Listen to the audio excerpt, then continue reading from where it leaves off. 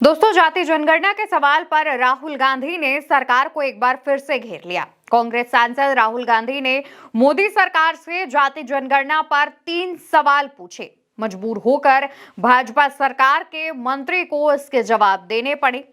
राहुल गांधी ने कौन से सवाल पूछे थे उस पर बात करेंगे और फिर मोदी सरकार की तरफ से क्या जवाब दिए गए हैं उस पर बात करेंगे और आपको ये भी बताएंगे कि किस तरीके से राहुल गांधी के सवाल से बचने की कोशिश भाजपा के नेता और मंत्री कर रहे थे, लेकिन राहुल गांधी ने इस बात को पकड़ लिया और उस पर भी लताड़ लगा दी।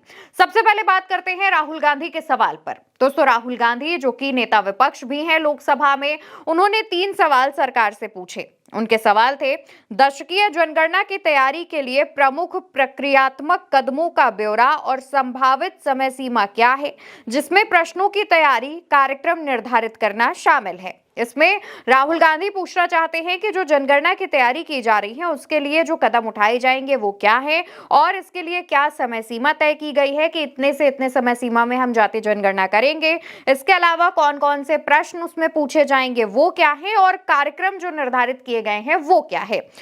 राहुल गांधी का दूसरा सवाल, क्या सरकार का जनगणना के सवालों का प्रारूप प्रकाशित करने और इन सवालों पर जनता या जनप्रतिनिधियों से इनपुट लेने का कोई प्रस्ताव है। यहाँ पर राहुल गांधी पूछना चाहते हैं कि जनगणना के समय पर जो लोग से सवाल पूछा जाएगा, उनका नाम, घर, पता जैसे जो सवाल पूछे जाएंगे, कि क्या उसका एक सैंपल पेपर तैयार कर लिया गया है और अगर ये सैंपल पेपर तैयार हो गए हैं तो क्या इन सवालों पर जनता या फिर जनप्रतिनिधियों से इनपुट लिया गया है, देखा गया है, एक सर्वे किया गया है कि ये सवाल जो है वो जनता के लिए उपयुक्त तो होंगे या फिर उनमें कोई बदलाव किया जाएगा। राहुल गांधी का तीसरा सवाल, जिसमें वो पूछते हैं कि क्या सरकार अलग अलग राज्यों के लिए में किए गए जाति सर्वेक्षण समेत पिछले अनुभवों पर विचार कर रही है और यदि हाँ तो तत्संबंधी ब्यौरा क्या है। राहुल गांधी पूछना चाहते हैं कि जो सरकार है, केंद्र सरकार है, वो जो जब अलग अलग राज्यों में जनगणना कराई गई थी उसके अनुभव और जो पिछली जनगणना हुई थी उसके अनुभव से भी कुछ चीजें ले रही है, क्या उस पर भी विचार कर रही है और अगर कर रही है तो उसका जानकारी दें, उसका ब्यौरा दें। राहुल गांधी के इन 3 सवालों पर केंद्र में मंत्री नित्यानंद राय जवाब देते हैं। गृह मंत्रालय में राज्य मंत्री हैं नित्यानंद राय। क्या कहते हैं हम आपको वो बताते हैं। नित्यानंद राय ने पहले सवाल का जवाब दिया, लिखा, जनगणना 2027 में 2 चरणों में की जाएगी, अर्थात चरण 1 मकान सूचीकरण तथा मकानों की गणना, जो अप्रैल से सितंबर 2026 में 30 दिनों की अवधि में राज्य और केंद्र शासित प्रदेश सरकारों की सुविधा के अनुसार की जाएगी। यानी कि जो पहला चरण है उसमें मकान का सूचीकरण और मकान की गणना की जाएगी।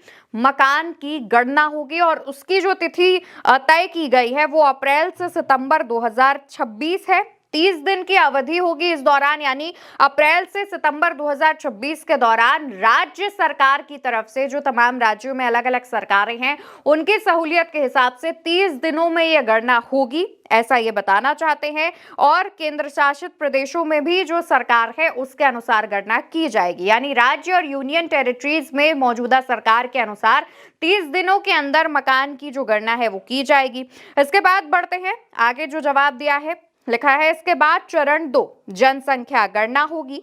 जनसंख्या गणना फरवरी 2027 के दौरान होगी, जिसकी संदर्भ तिथि 1 मार्च 2027 को 00 बजे होगी, सिवाय संघ राज्य क्षेत्र लद्दाख और संघ राज्य क्षेत्र जम्मू कश्मीर तथा हिमाचल प्रदेश एवं उत्तराखंड राज्यों के हिमाच्छादित असमकालिक क्षेत्रों में, जहां जनसंख्या गणना सितंबर 2026 के दौरान होगी, जिसकी संदर्भ तिथि अक्टूबर 2026 के पहले दिन के 00 बजे होगी।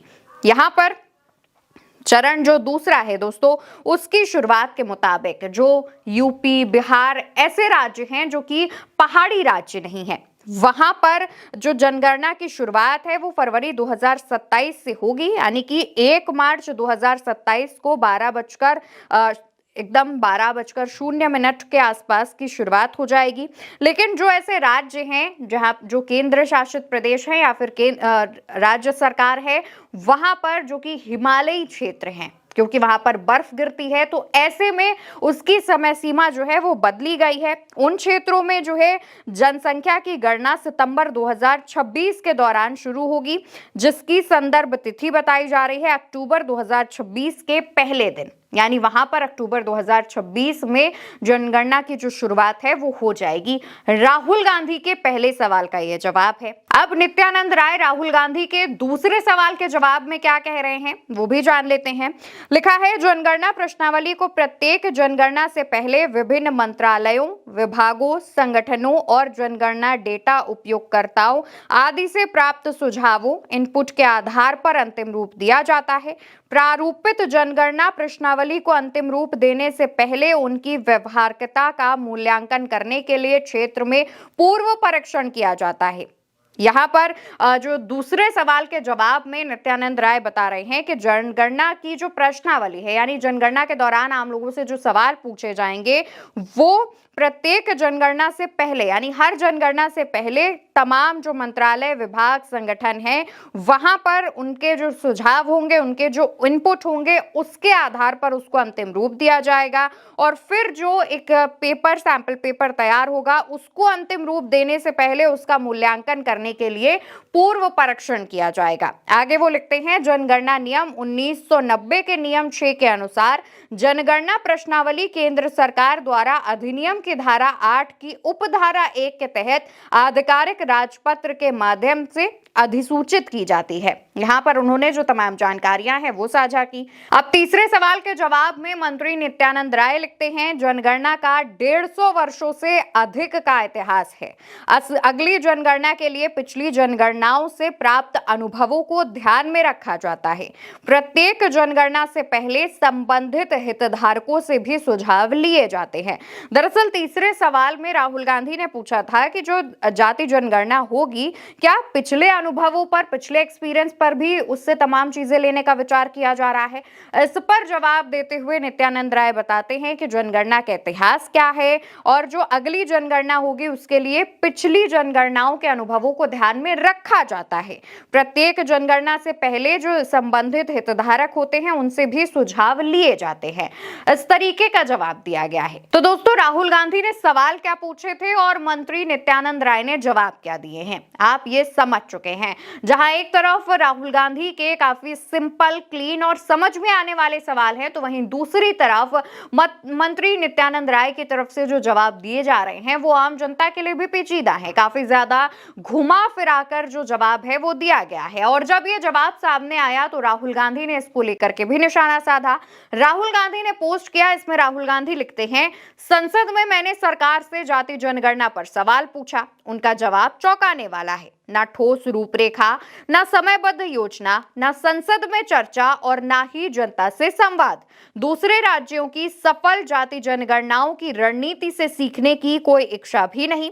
मोदी सरकार की ये जाति जनगणना देश के बहुजनों के साथ खुला विश्वासघात है।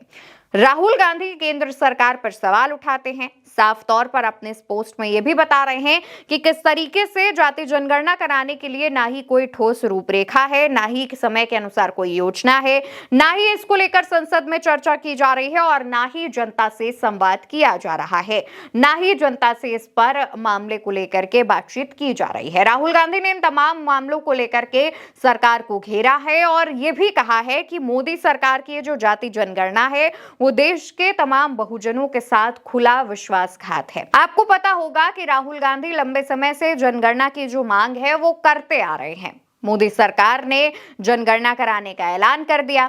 अब इसके बाद जब जनगणना को लेकर तमाम सवाल पूछे जा रहे हैं, उठाए जा रहे हैं, उसके बावजूद जो जवाब है वो नहीं मिल रहा है। राहुल गांधी ने जब संसद में 3 सवाल पूछे तो उसका लिखित जवाब भी सामने आया, लेकिन जवाब भी इतना जटिल था कि उसमें भी गोल गोल घुमा फिरा करके जो बातें हैं वो की जा रही हैं। अब इस पर भी राहुल गांधी ने निशाना साधा है।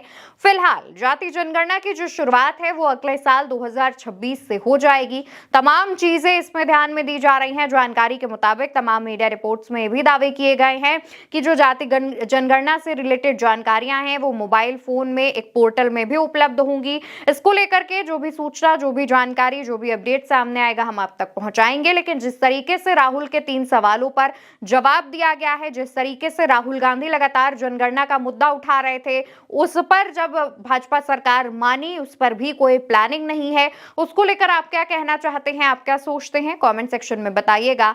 वीडियो को लाइक और शेयर कीजिएगा, चैनल को सब्सक्राइब कीजिएगा। नमस्कार।